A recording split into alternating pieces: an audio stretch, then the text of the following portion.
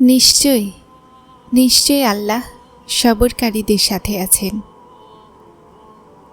তোমাকে সব রকমভাবে পরীক্ষা করা হবে, অনেক বিপদ আপদের মধ্য দিয়ে অতিক্রম করানো হবে। তোমাকে এমন কষ্টও দেয়া হবে যেটার কথা তুমি কখনো কল্পনাও করনি। তোমার থেকে তোমার সবচেয়ে প্রিয় জিনিস দূর করে দেয়া হবে, কিন্তু তারপরও তোমাকে সহ্য করতে হবে।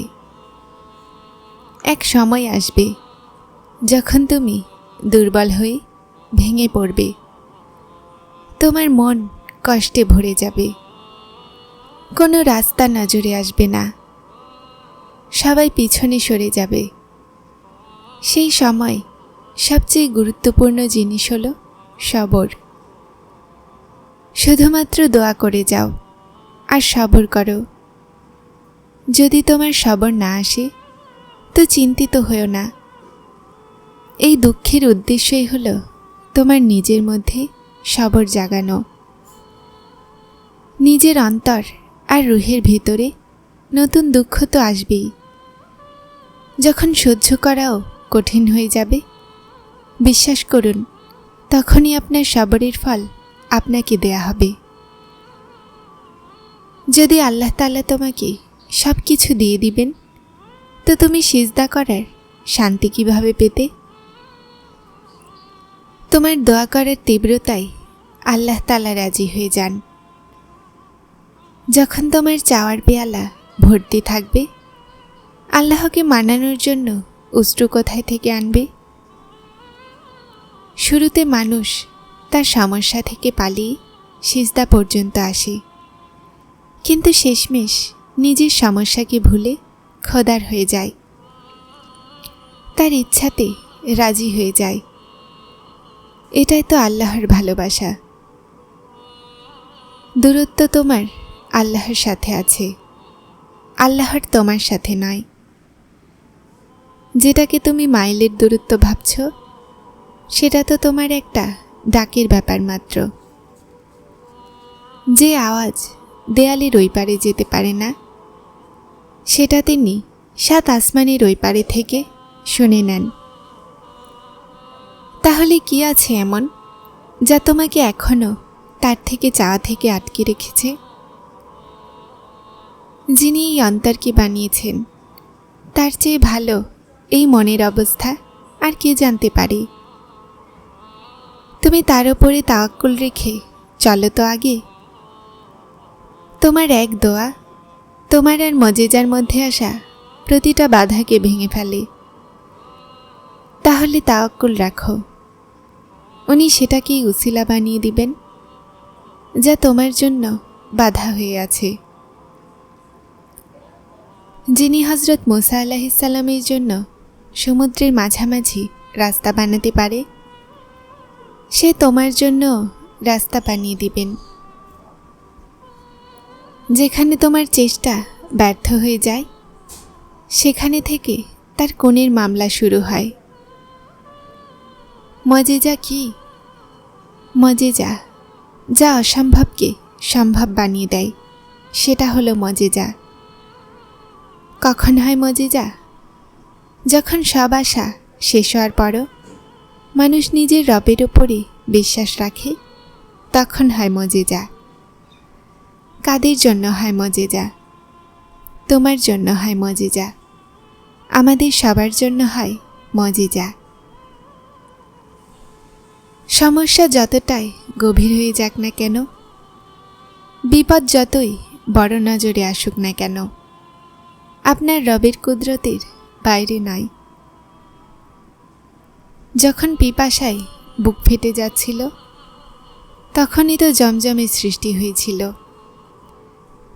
কষ্ট বেড়ে যাওয়া এই কথার প্রমাণ যে স্বস্তি আর শান্তি খুবই নিকটে। দোয়া করা ছেড়ো না, বিশ্বাস হারিও না। মজেজা হয়, মজেজা হবে। তোমার কি মনে হয় যে যে দোয়াগুলো তুমি তাহাজ্জুদে চাও, সেটা কবুল হবে না? কখনো কখনো অনেক আগে যাওয়া দোয়াও কবুল হয়ে যায়। আর যখন হয়ে যায় কবুল, তো আমরা বলি যে ইয়া আল্লাহ, আমি তো অনেক আগে চেয়েছিলাম এই দোয়া, আপনার মনে ছিল? একদিন তুমি এই দোয়াগুলোতেও এই কথা বলবে যা এখন তুমি চাও। কোন বলা মুশকিল কাজ তো নয় আল্লাহর কাছে। যখন তিনি কোন বলেন তো সেটা হয়ে যায়। আল্লাহ দেখেন যখন তুমি সিজদাতে কাতরাও। আল্লাহ দেখেন যখন তুমি দোয়ার জন্য হাত তুলে নিশ্চুপ হয়ে যাও। আল্লাহ জানেন যখন তুমি সবর করতেও ক্লান্ত হয়ে যাও। আল্লাহ প্রতিটা সেই মুহূর্তের খবর জানেন যখন তুমি নিরুপায় হয়ে নিশ্চুপ হয়ে যাও। বিশ্বাস রাখো, সবর রাখো। বিশ্বাসীদেরকে আল্লাহ কখনোই হতাশ করেন না। যখন কখনো হতাশ হতে লাগো তো মনকে এটা বলো যে আল্লাহ তাদেরকেও দেন যারা কখনো তার কাছে চায়নি। তাহলে যারা চায় তাদের জন্য তো তার খাজানা ভরপুর। আর তারপর যে কঠিন পরিস্থিতিতে পড়েও তার রহমতের বিশ্বাস রাখে, তাদেরকে তিনি এমনভাবে দেন যে তারা শুধুমাত্র শুকরিয়ার সিজদা করে। জীবন সত্যি কখনো কখনো কঠিন হয়ে যায়, খুব কঠিন হয়ে যায়। খুব চেষ্টার পরেও মন সবর করতে রাজি হয় না। কিন্তু জানেন, যখন আপনি সবর করতে শিখে যান আর আল্লাহর মেনে নেন, তো তারপর আল্লাহও আপনার মেনে নেন। উনি তো শুধুমাত্র আপনার বিশ্বাসই চান। না হলে পরীক্ষার পরে তো আপনার জন্য সে সব কিছু আছে যেখানে আপনার এই অন্তরের শান্তি লুকিয়ে আছে। নিজের আল্লাহর ওপরে বিশ্বাস রাখুন। আপনার রব শীঘ্রই আপনাকে এত কিছু দিবেন যে আপনি খুশি হয়ে যাবেন। আল্লাহ তো উদ্দেশ্যহীনভাবে আপনার মুষ্টিবদ্ধ হাতগুলোকে তুলে দোয়া চাওয়া শেখান না। আল্লাহ আপনার মর্জি ছাড়া কোনো কিছুই আপনার অংশ বানান না। কিছু তো বদলাতে চান আল্লাহ, যে তিনি চাওয়া বদলাচ্ছেন না। কিছু তো সম্ভব হতে চলেছে, যেই মন বারবার অসম্ভবকে চাচ্ছে। সুযোগ আছে এখনো মজেজার, এজন্যই তো দোয়া মুখে আনা হয়েছে। তাওয়াক্কুল রাখুন, তাওয়াক্কুল রাখুন। আল্লাহ চান, এজন্যই সেটা আপনারও চাওয়া বানিয়ে দিয়েছেন। আল্লাহ যখন দিতে চান তো চাহনিওয়ালার যোগ্যতা দেখেন না, নিজের যোগ্যতার মোতাবেক দান করেন। সেই খোদা যিনি কোরআনে কারিমে বলেন, দুঃখ করো না, আমি তোমার সাথে আছি। সব দেখছেন, সব শুনছেন, আমাদেরকে সান্ত্বনা দিচ্ছেন, আমাদেরকে আশা জাগান।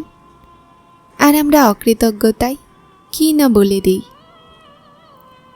দোয়া করুন, চেষ্টা করুন, আর নিশ্চিন্ত হয়ে যান।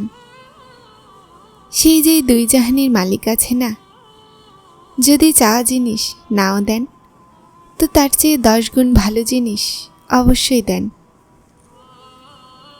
আমরা শান্তির জন্য দুনিয়ার রঙে যতই রঙিন হয়ে যাই না কেন, কিন্তু আমরা শান্তি পাব না। কেননা আল্লাহ কারিম দুনিয়াকে সমস্ত রঙে রাঙিয়ে দিয়ে শান্তিকে নিজের কাছে রেখে দিয়েছেন। যেন আমরা দুনিয়াতে ভুলে যাই, তখনও আমরা শান্তির জন্য তার দিকে দৌড়ে যাই। কেননা আল্লাহ কোরআনে পাকে বলেন, নিশ্চয় আল্লাহর জিকিরেই অন্তরসমূহ প্রশান্তি পায়। সবর করো সেখানেও যেখানে সবর করা কঠিন মনে হয়, আর তাওয়াক্কুল রাখো আল্লাহর উপরে। তারপর দেখো আল্লাহ কিভাবে তোমার জন্য বন্ধ দরজা খুলে দেন, কিভাবে অসম্ভবকে সম্ভব বানায়। নিশ্চয় আল্লাহ সবরকারীদের সাথেই আছেন। কিছু তো উত্তম লিখেছেন আল্লাহ, যে মন প্রতিবার সবর করতে বাধ্য হয়ে যায়। কিছু তো আছে যে একবার অশ্রু ফেললে মন প্রশান্ত হয়ে যায়। যদি জীবন অন্ধকারেই রাখতে হতো তো আল্লাহ কখনোই আলোর স্বপ্ন দেখাতেন না। তার সত্তায় বিশ্বাসী হলো সফলতা। শুধু তার সত্তায় ভরসা রাখুন। সময় কঠিন, কিন্তু বদলে যাবে ইনশাআল্লাহ। তুমি তার কাছে চেয়েছ তো ভরসা রাখো যে তার ভুল হয় না। উনি দোষ ত্রুটির ঊর্ধ্বে। একদিন তুমি যা পাওনি সেজন্য আলহামদুলিল্লাহ বলবে। যখন মানুষ সীমাহীন কষ্টে থাকে আর হেসে এটা বলে যে আমি এই সমস্যা আল্লাহর সোপর্দ করলাম, তো বিশ্বাস করো, জমিন থেকে শুরু করে আসমান পর্যন্ত সমস্ত জিনিস কেঁপে ওঠে। সেটা সোজা আসমান পর্যন্ত পৌঁছে যায়। ভাঙা হৃদয় থেকে বের হওয়া দোয়া আর দীর্ঘশ্বাস কখনোই বৃথা যায় না। আর যখন সমস্যা আল্লাহর সোপর্দ করা হয় তো জালিমরা বাঁচতে পারে না। তিনি রহমান আর রাহিম তো আছেন, কিন্তু তুমি কি শোনোনি তিনি জালজালালি ওয়াল ইকরাম। কিছু অন্তর সবরের জন্য হয়, নীরব থাকার জন্য হয়, একাকী থাকার জন্য হয়। দোষী না হওয়া সত্ত্বেও দোষ স্বীকার করার। কিছু কথার ফয়সালা আল্লাহর হাতে ছেড়ে দিতে হয়। ফয়সালার ফলাফলের অপেক্ষা না করে সবর করাও উত্তম ফল দেয়। নিশ্চয়ই নিশ্চয়ই আল্লাহ সবরকারীদের সাথে আছেন। যারা চ্যানেলটিতে নতুন এসেছেন তারা সাবস্ক্রাইব করে হেদায়েতের সাথে থাকুন। আসসালামু আলাইকুম।